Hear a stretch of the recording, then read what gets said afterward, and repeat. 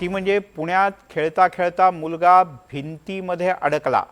पुण्याच्या कात्रजच्या जांभूळवाडी परिसरातली ही घटना आहे।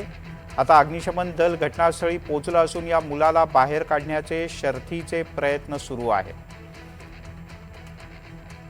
अजिंक्य धायगुडे आपले प्रतिनिधी आपल्यासोबत आहेत। अजिंक्य, काय नेमकं झालं? हा मुलगा इतक्या छोट्याशा जागेमध्ये कसा काय अडकला? मिलिंद, 3 वाजण्याच्या सुमारासची ही सगळी घटना आहे।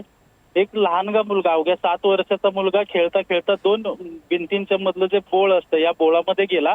मात्र त्याला परत यायला येईना। त्यानंतर त्या मुलाने आरडाओरडा करून नातेवाईक असतील किंवा त्या परिसरातील नागरिक असतील हे त्या ठिकाणी गोळा झाले। अगोदर त्या मुलाला बाहेर काढण्याचा प्रयत्न केला गेला, मात्र अगदी छोटीशी जागा असल्यामुळे त्या मुलाला बाहेर काढण्यात यश आलं नाही। त्यानंतर कात्रज येथील अग्निशमन दलाच्या जवानांना त्या सगळ्या घटनेची माहिती देण्यात आली।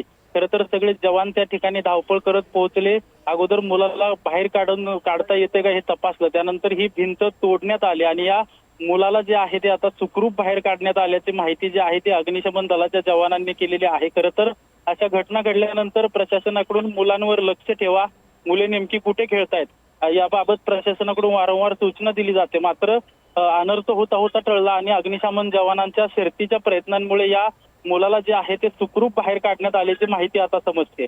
मिलिंद।